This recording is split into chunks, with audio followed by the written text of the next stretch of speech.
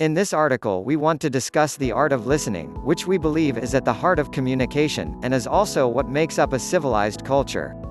We believe that if we do not come together and listen to one another, we cannot have a healthy culture.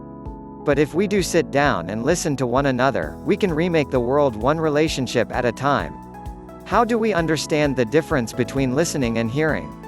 We know that listening is a simple and profound capacity to not only hear the words, but to put our arms around the words, to accept them, and to set aside the chatter in our own heads. Listening means that we are conscious not only of what the other is saying, but also of what we are saying, how we are acting and reacting ourselves. In a recent workshop for couples, a man struggling with this principle in the dialogue suddenly came to this awareness: up until now I have always been ready to speak to my wife, but I'm not ready to listen. In our experience, with our own relationship and with hundreds of couples, this readiness to speak, but not to listen, is endemic to our personal relationships and pervades our culture.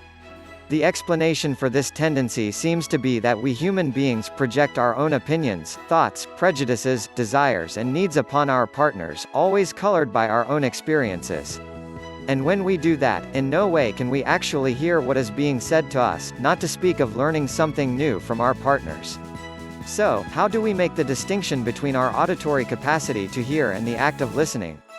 Sounds, noises, tones, voices, in brief, our sensory perception by way of our ears, is going on all of the time, whether we are paying attention or not. As you read these words on the page, pay attention to the sounds and noises around you as you read. Until the moment that your attention was drawn to the sounds in and outside the room in which you are sitting, you were not particularly cognizant of those sounds, although most likely your ears were hearing them. Any definitions we pursue of the words hearing and listening always come to the distinction that when we listen, our ears are paying attention. In our own practice of this discipline of paying attention, in our own relationship and in our coaching and counseling of other couples, we often come up against this conundrum: how could something so simple, paying attention while hearing our beloved partner speaking, be so extraordinarily difficult for us? All of the great spiritual traditions and the teachers of meditation, if we understand meditation in the Buddhist Tibetan tradition of cultivating attention, instruct us to pay attention, to be present in the moment, so we can cultivate the inner silence for true listening. Like flossing every day, some kind of spiritual practice in paying attention every day, we know, is good for us. Yet, how many of us make it a daily habit? And how many of us have given serious thought to what we do in our own heads and minds, and how this may be affecting the way we are hearing what's going on in the heads and minds of our partners? Does that mean that we should run to an ashram or trek off to the Himalayas for instruction in meditation? Of course not. What we are saying is that if we want to have great communication in our relationships, we must go against the grain of a culture that bombards us with a multitude of visual impressions all day long, allowing us no space and time to develop the inner silence necessary for genuine listening, and we must do some conscious and deliberate work to cultivate the spaces inside ourselves, and our loved ones, where it is possible to listen. Limbic resonance, and the art of listening.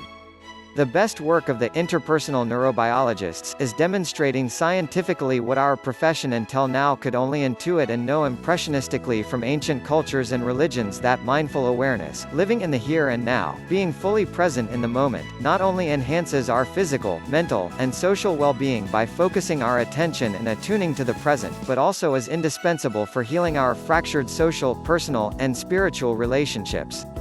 These neuroscientists argue that love resides not in our hearts but in our brains, that we are exquisitely wired to experience love and attachment, that limbic resonance in the subcortical areas of our brain is as necessary as food and oxygen for its healthy development, and that our psychological bias of 150 years we learn who we are in relationships through attachment to other beings like ourselves, and if we are loved for who we are, we learn how to love and be loved in relationships of authentic reciprocity, is now grounded in the hard science of subcortical and limbic resonance in our brains.